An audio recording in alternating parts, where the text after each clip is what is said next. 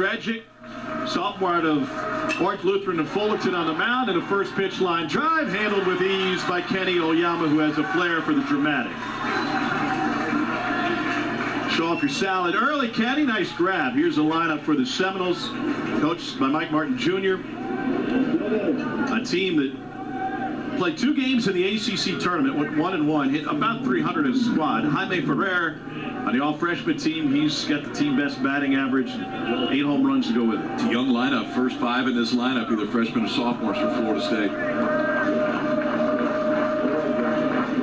This is Jordan Carrion, sophomore from Miami, who played last year at the University of Florida. And Rajcic works a first pitch strike to him, 0-1. Rajcic 4th in the Pac-12 in ERA, just over 3. He makes his 15th start today. He's authored a couple of shutouts this season.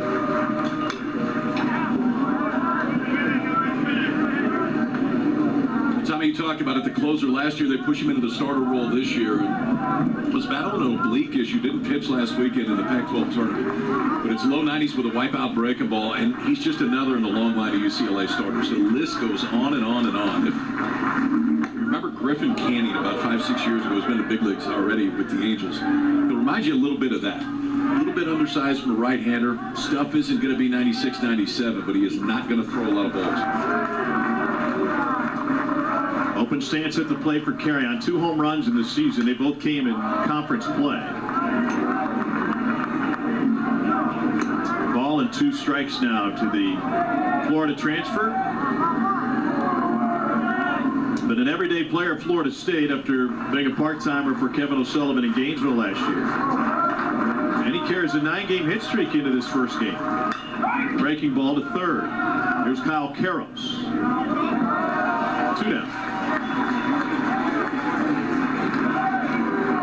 That is son of Eric Karros. You know that name if you're a baseball fan. He and his brother are both on this UCLA team. Brother a pitcher, one of many who's been lost to injury this season for head coach John Savage. Common theme throughout college baseball. Here's Jaime Ferrer, who we told you a moment ago, the leading hitter on this team.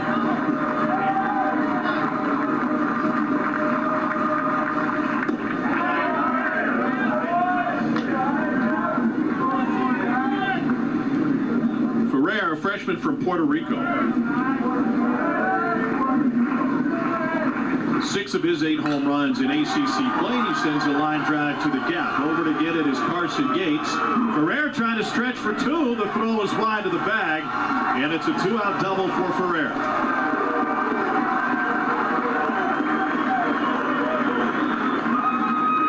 Freshman right there, and I think this is one thing you're going to see against UCLA. They don't throw it great in the outfield, and that's, if you watch him, you just watch him throw in infield. I think Florida State's going to take some chances on the base pass. Jaime Ferrer does it right there. He's in easily. This ball's hit well. And UCLA was playing deep. Carson Yates in center field was not playing shallow. Ferrer did not break stride. He's on there with a 2-out double. So here's James Tibbs, freshman from the Atlanta suburb of Marietta, Georgia, just a couple hours away, Hope High School. What's the value of 1 run in this game, because it feels like a low-scoring contest with this pitching matchup? Yeah, I would agree with you. I think first 1-1's going to feel pretty good to start this one. Ball's going to fly, though. Both of these head coaches said that yesterday after they took BP. It'll jump at this place. And Mike Martin Jr. said, many guys haven't had a home run all season. We're leaving the yard in BP. There he is, third base coach. A lifetime with this program. Played for his dad and took over. Third season as a head man in Tallahassee.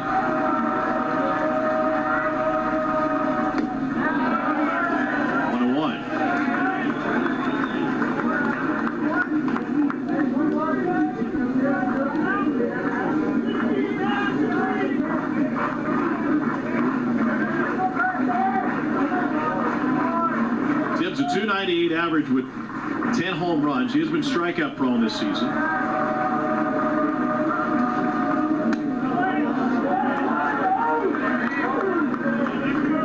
It's a very different looking Florida State lineup. Usually a lot more patient. 23 walks for Ferrer. Leads Florida State. you'll see guys with 40, 50 points sometimes from Florida State. Nobody above 20. Historically, very selective hitting approach. They don't have anybody in the top 10 in walks. A couple of years ago, DJ Stewart, who'd been up with the Orioles, led the nation in walks, if I'm not mistaken. I mean, it was wait for your pitch and then drive it. Magic. Good changeups in this at-bat right here against the left-handed freshman. See if he goes back to it. Both of the swing throughs in this at-bat by Tibbs have been on the changeup.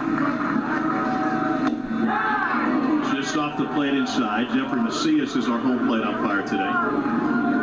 Curveball here, so changeup for the 2 strikes in this at-bat, then comes back, and you can see Darius Perry, the catcher, was setting up. He was trying to go back to a breaking ball with that curveball instead.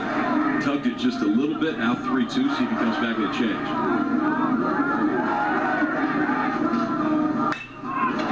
One will get through past the diving Gorson, and Ferrer gives Florida State an early advantage. Back-to-back 2-out hits for Florida State. Ethan Gorson, the second baseman, was shifted on this to some extent way onto the pull side. The difference is Cody Schreiber, the shortstop, isn't. And so look at that gap up the middle. This is the one that I don't totally understand. If you're going to shift and pull your second baseman that far over, I feel like your shortstop has to follow to some extent because it creates an even bigger hole.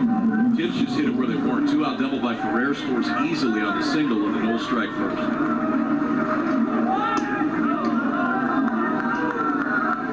Want to know the count to Brett Roberts, sophomore from Atlanta. Transfer to Florida State from Tennessee Tech.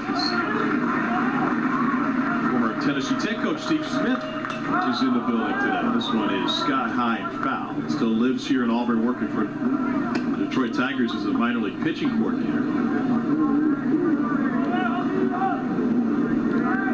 Roberts, last year's second team All-Ohio Valley Conference, was a freshman All-American 2 years ago.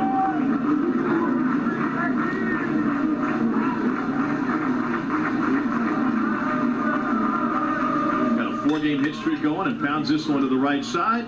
Gorson is there, and it's dropped. It should have ended the inning. Jake Palmer, with 6 errors on the season, failed to squeeze it. This is a very average UCLA defensive team, 8th in the Pac-12 in errors, 6th in fielding percentage. You're just not going to see this very often. I don't know if Austin, look at the glove was way late. Watch this. Catches it way deep. I don't know if he lost it at some point. But at any rate, we have both reached out, started to write down 4-3. That's the end of the inning. Florida State's got new life on a very routine ground ball that was just dropped at first base. Sun is not an issue today. It's an 11 a.m. local time start in a partly cloudy day to start.